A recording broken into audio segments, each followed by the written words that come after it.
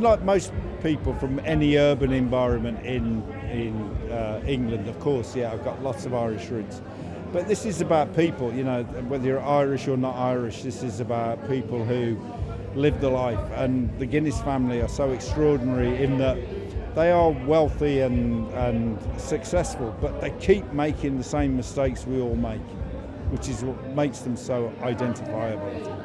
I saw you state that what a great place to start a drama, that being like with a death and with the reading of a will, which will change 4 lives forever.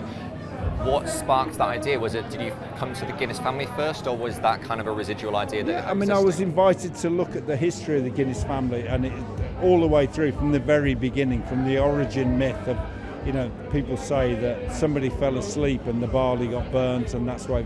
No one knows if that's true, but all along the way there is this family who have this spirit and this attitude that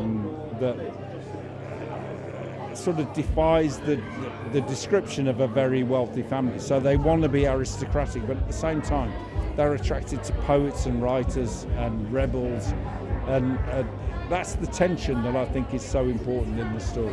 Obviously you were invited to kind of read about the family. What was the favourite facts that you learnt about the Guinness family that you were happy to incorporate into the House of Guinness? I mean, I entered the story with the reading of a will from Sir Benjamin Guinness, and he's got 4 kids, and he leaves behind lakes and castles and millions of pounds and land, and he manages to make everybody unhappy. So, I mean, how do you achieve that? So that's great.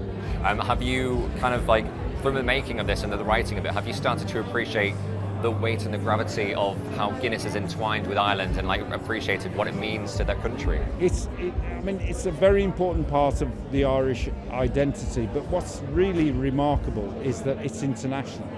So you can go to the US, you can go to Boston, you can go to London, and still feel the connection between Guinness and the people. So the people, you know, are going there and they're drinking the Guinness, but Guinness means something to a lot of people. So I find it a unique brand.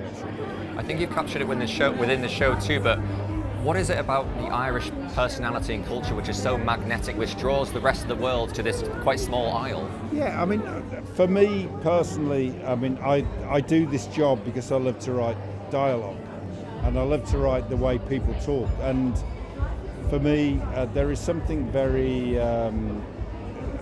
entertaining for me about writing Irish dialogue.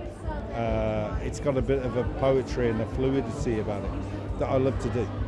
And my final topic of conversation is surely, how's writing for Bond going? Is the script finished? Where are we? I can't answer any questions about Bond at all, but I'm very excited. I'm very excited for you as well. Honestly, congratulations on that. Thanks so much for your time.